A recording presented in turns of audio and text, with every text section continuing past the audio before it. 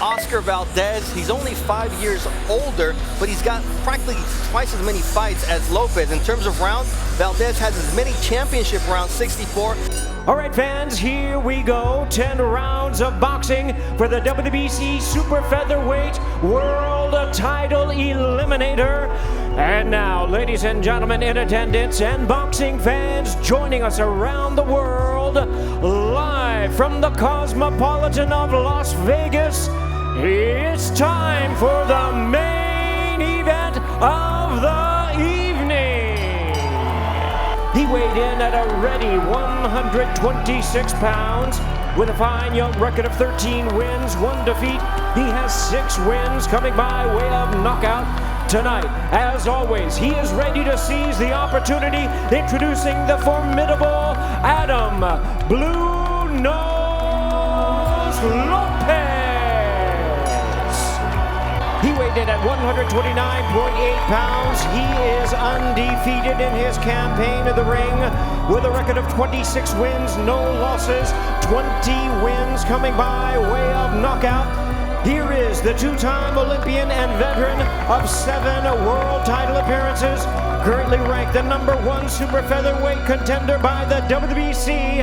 Please welcome the undefeated former WBO featherweight champion of the world, introducing Oscar Valdez. Mouthpiece. Gentlemen, trunks here are good. Trunks here are good. We went over the rules in the dressing room. I want to remind you, protect yourself at all times. Obey my commands. God bless you both. Touch up. The Cosmopolitan is ready. We're inside the Chelsea Theater here for Valdez against Lopez. I'm Bernardo Osuna. Lopez being the taller fighter, being the boxer. Guess what? Valdez likes to be the hunter. That's his style. That's what he likes to do. I know he wants to be refined and get some defense and move his head and stuff, but he's going to have to resort back to what he used to doing. Go inside and break him down to the body. Nice jabs there from Lopez, proving that he belongs here against Oscar Valdez. That's the key to him. Yes, he does. You know, Edgar knows so. Oh, nice right hand to the body. Valdez is on the hunt once again. You know, I thought he was going to show that against Gutierrez, but you know, this last-minute replacement, Lopez, he had to change his style. You know. Oh, there's another body shot from Valdez can do it all, but he likes to bang. He likes to get the inside, and that's going to serve him in this fight. And we talked about a fighter like Marco Antonio Barrera, who, after he was knocked out by Junior Jones, changed his style. Well, you can do both. I think we got to educate the people and let them know they're not mutually exclusive. It's not box or fight. You can pick your spots and know when to do both, and I think that's what Valdez is trying to do when he says he's trying to become more refined. There's that right hand to the body once again. He brings it up to the chin. That's Oscar Valdez. There's levels to this game. We saw that in our co-main event with the victory from Carl Frampton over Tyler McCreary. We'll see if Lopez is able to make a better account of himself. Pretty good combination right there from Lopez.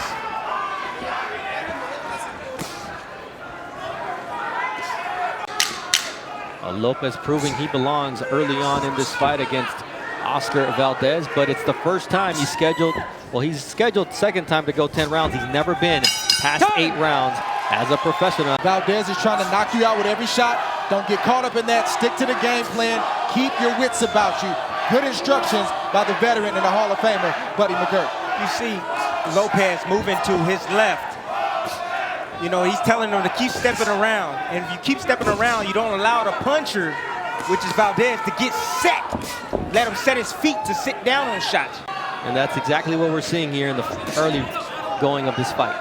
Until you see Valdez having that IQ, he's going to break him down to the body, and he's going to meet him where he's going to be. A 5-fight win streak since his only loss. And he believes that he is a better fighter since that loss against Stephen Fulton. Using his jabs, and he's not standing in front. You see how he's walking to his left? He's not standing in front of him. And then allowing Valdez to set, not allowing the puncher to sit down on the shot. He's going to move to his right. He's going to cut that off. So he's going to have to move both ways.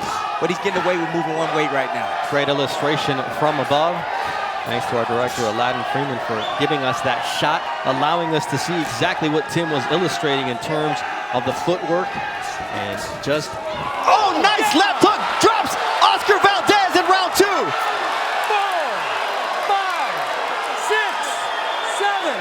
He yells out, nice shot. You said it was going to be a left hook. You just didn't say it was going to be from Lopez to Valdez. And wow, this fight has changed here in round number 2. Great shot by Lopez. Of this scheduled 10-round fight. A world title eliminator, no less. Talk about rags to riches story. He wants to do what his father was unable to do, win a world title. And if he can upset Oscar Valdez tonight, he'll be on his way to a fight against Miguel Berchelt. There we see a half hook, half uppercut landed right on the chin of Oscar Valdez. And the way his hand leaned back when he fell reminded me of Andy Ruiz against Anthony Joshua. Now's going to be the time where he has to answer that question. He's been hurt and he's been embarrassed. Let's see what he does. He needs to revert back to his old ways. He needs to get in there and he needs to close the distance on Lopez to get back in this fight. He's down. It's early on in the fight, and that's the whole question is, will he take the 10 rounds to stepping around his opponent again? And Valdez missing badly with the right hand. Who has good legs and length. And that's exactly why Lopez is doing what he's doing early on against Valdez, who's got a lot of adjustments to make. All that has to go out the window. Yeah, it's got to go out the window. I mean, how can you ever let down when you got a man that's trying to take food out of your family's mouth? He's trying to take opportunity from you. People are still questioning if you still have it. Your legacy's on the line. How can you not be motivated for that? I don't care who's on the other side of the ring. Man, Lopez right now is fighting like a possessed man. He is fighting the fight of his life right now. He is boxing beautifully. And keep turning. He's turning Valdez. Christina Poncher with us. What's going on with Eddie Reynoso in Valdez's corner? Eddie Reynoso just telling his fighter to remain calm, and he wants him to be more cautious when he's committing. He also wants him to be a little more compact when fighting on the inside. That's asking Valdez to be something he hasn't been historically. No, he's always been wide with his shots. He needs to shorten those shots up, and that was one of the things that I said in the last fight when I saw him fight. Now, I understand being cautious after the offense gets off, but not during. Good shot right there. Lopez once again coming in and catching Oscar Valdez. As Lopez stepped in and tried to attack. Valdez lunging with that wide left hook, but here he goes with a nice right hand to close out round 3 against the very game, Adam Lopez. Once he does that, then we want to see what Lopez is going to do after that. Maybe that's the part of trying to become more of a boxer as opposed to that stalker that earned him so much respect in 6 world title defenses at featherweight. So Lopez, he's moving, he moves to his left, and he steps around. And Valdez got to keep stepping with him, and he can't plant his feet. But what Valdez needs to do is he needs to move to his right. To keep Valdez at bay. Listen, we just missed a good sequence at the beginning of this round as a veteran fighter, and now we're back to a 50-50 affair. Good sequence from Adam Lopez. Trey Lopez is sharp. He's sharp shooting. He's throwing feints. We talked about the fact that Lopez comes from boxing lineage. His father was an Olympic silver medalist from Mexico. See the feints there from Lopez. Beautiful. It made Valdez sit still just for a minute. He had to rethink his approach. And then he took a 2-piece. He's sitting there. Nice jab from Lopez once again, using his length. And the exits are always there for him because Valdez is not cutting off. And here we see the combination punching of Lopez. Nice right hand from Valdez. A lot sharper and a lot smoother. Just like that. Yeah, but he rolled with that. Lopez rolled with that right hand. He took some of the steam off that right hand. The night that he passed away, and actually Adam Lopez sparred the Dashev in that camp. He's also sparred Ryan Garcia. He said that fight changed my outlook on life. Yeah, he's doing what I thought he was going to do, at least up until this point. We sit across from a lot of fighters in our fighter meetings, Bernardo. They tell us a lot of things, trying to convince themselves. For some reason, I believe everything that Lopez told us yesterday, as well as Buddy McGirt, and he's putting on a good show right now. Nice left to the liver there from Oscar Valdez. That's the best way to stop the legs of a young fighter. Lopez is still moving.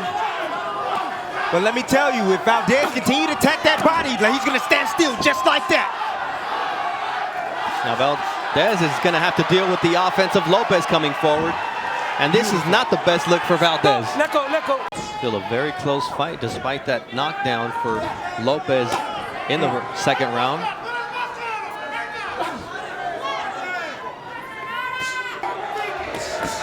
Valdez can't get over anxious. He's got to keep coming behind the jab. Then he can land those overhand rights and those body shots a lot more efficiently. We talk about expectations, we talk about pressure, we talk about emotional letdowns.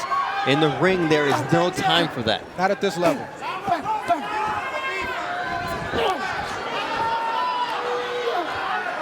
Valdez just missing, although he lands there with the jab. And you see the quick 1-2 from Lopez, who comes again with the right. Yeah, he's taking advantage of those holes, those gaps in the defense of Valdez, trying to roll, dropping the opposite hand when he's shooting shots. And he's getting caught in between. Look at Lopez.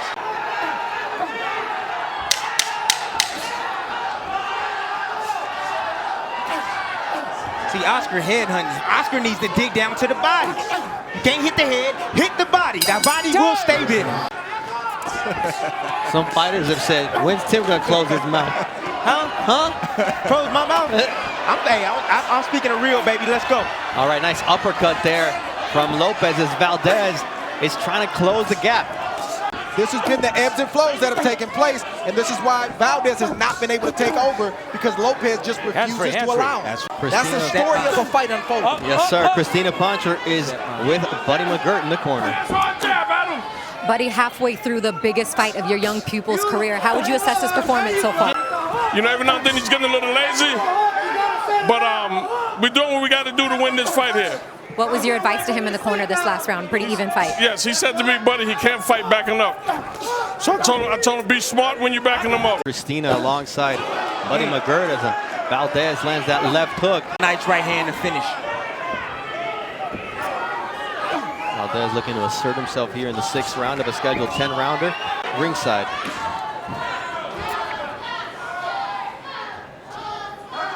You know, Lopez has succeeded in taking the air out of the fans who came here to support Oscar Valdez too. Oh, Lopez having his way right now. I love the movement. I love the changing in levels. I love the step backs. Oh, I love the counters like that from Lopez. This kid coming out of nowhere. He looking nice right now. I see things in Valdez I can take advantage of, and he's done that continually in this fight. He's fighting like a veteran. He sure is. Belief system, fellas. I said it from the beginning. I'm telling you at the top of the show, it's belief. That's why I said I like his chances in this fight, but it's still a lot of fight left. Valdez is a veteran. He's going to try to step on the gas at some point.